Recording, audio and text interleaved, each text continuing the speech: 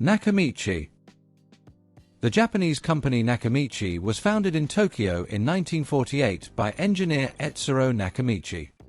In its early years, the company was called Nakamichi Research Corporation and was primarily engaged in electronics and acoustics research, producing portable radios, tone blocks, loudspeakers, and various communication equipment. In the 1950s, Etsuro and his brother Nero switched to producing audio equipment. In 1957, the company began manufacturing its own magnetic heads and Fedela 3-head reel-to-reel tape recorders, which later became legendary. By the early 1960s, Nakamichi was not only manufacturing its own products, but also fulfilling orders for other large, well-known companies. For example, the company made tape rewind mechanisms for leading global audio manufacturers such as Harman Kardon, KLH, Advent, and others. Business was going well, but an important milestone was the start of production under its own brand. The thing was, despite producing electronics since the late 1940s, the name Nakamichi did not appear in consumer electronics catalogs until the early 1970s. The name was officially registered, but the company only began using the word Nakamichi as a brand in 1972. In 1973, already a full-fledged manufacturer with its own brand, the company introduced the world's first 3-head cassette recorder, the legendary Nakamichi 1000 model. It also introduced its younger sibling, the 700 model.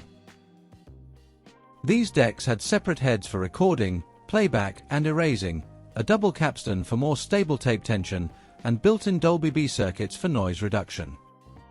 In addition, the functionality included recording head azimuth adjustment and Dolby calibration for the desired tape type, thanks to which Nakamichi raised the quality of cassette recording almost to the level of classic reel-to-reel tape recorders. It was in the 1970s and 1980s that Nakamichi gained worldwide fame as a manufacturer of high-end cassette decks.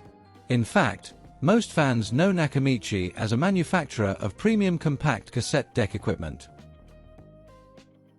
Towards the end of the 1980s, Nakamichi reached its peak.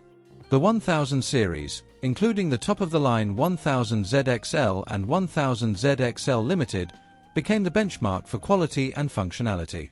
The manufacturer focused on both of these factors. Among other things, it paid great attention to options for fine user adjustment of the device. It is worth noting that the tape recorders of the 1000 and 700 series were expensive. For example, in the early 1980s, the 1000ZXL model sold for about $3,800, and the limited edition version for $6,000.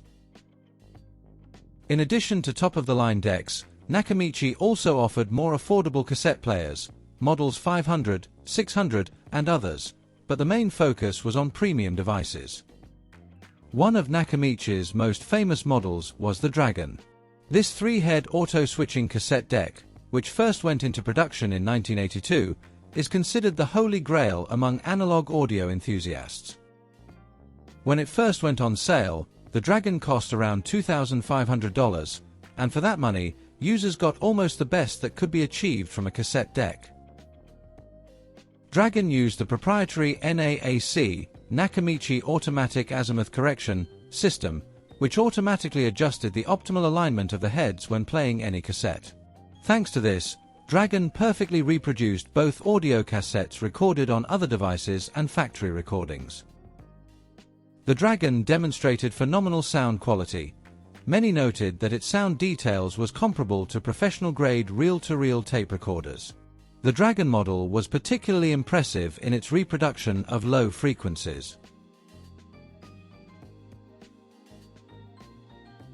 By the early 1990s, cassette sales had declined, and the Dragon series began to gradually disappear from the market, but over the course of 10 years, the model had become virtually the most successful in its class. In addition to cassette recorders, Nakamichi also created other audio products in the 1970s and 1980s. In 1983, they released the high-quality Dragon CT turntable with an automatic adjustment system. automatic record centering by moving the glass platter with the help of an electromechanically controlled plunger after a fully automatic measuring arm has measured the runout groove. Among other things, during the same period, Nakamichi produced CD players with enhanced vibration protection. However, cassette players remained a mainstay of the company's catalog.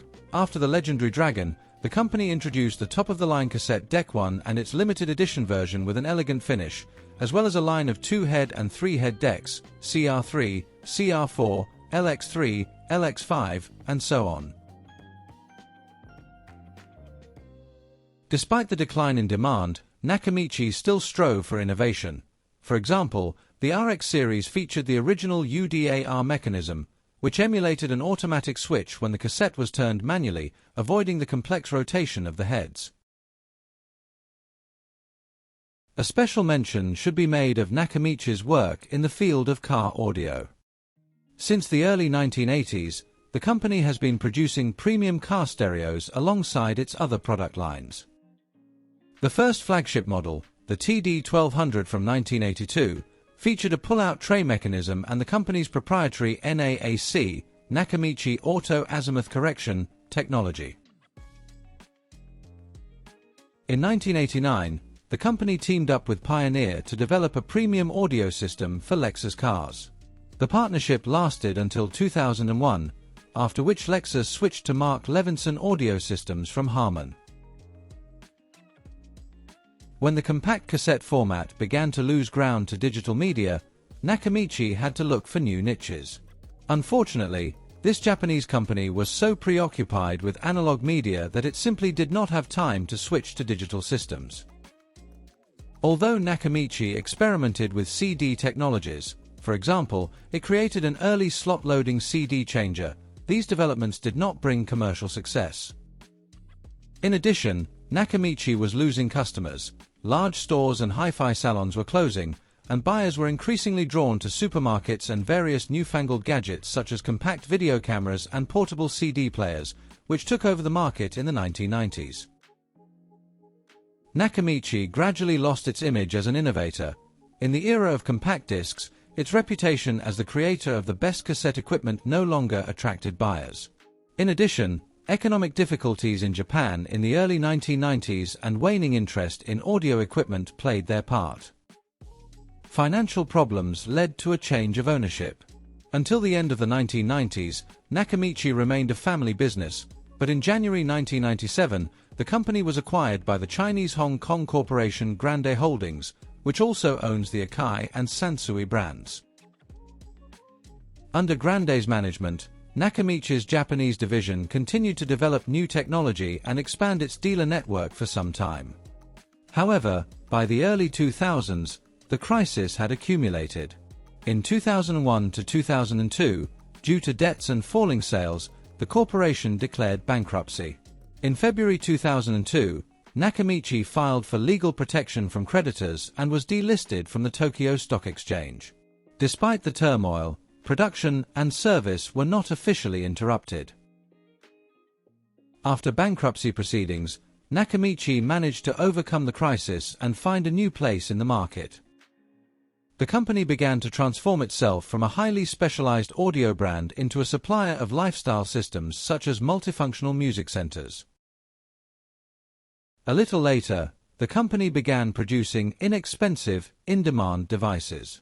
For example, in 2006, the Nakamichi Lumos portable player with an LCD screen was released.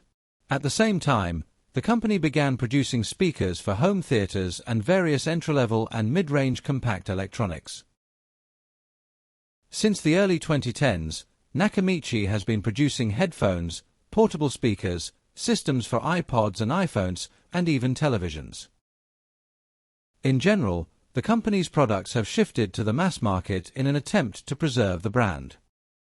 However, in the mid-2010s, Nakamichi decided to try to return to its roots. In 2014, the company introduced its flagship home theater system, the AV1 preamplifier and AVP1 multi-channel amplifier.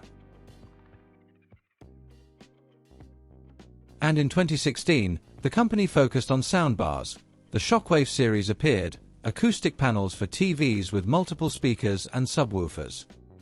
The first representative of this series, the Shockwave Pro 7.1 soundbar, became the world's first model with 7-channel discrete decoding, 7.1, in a single enclosure.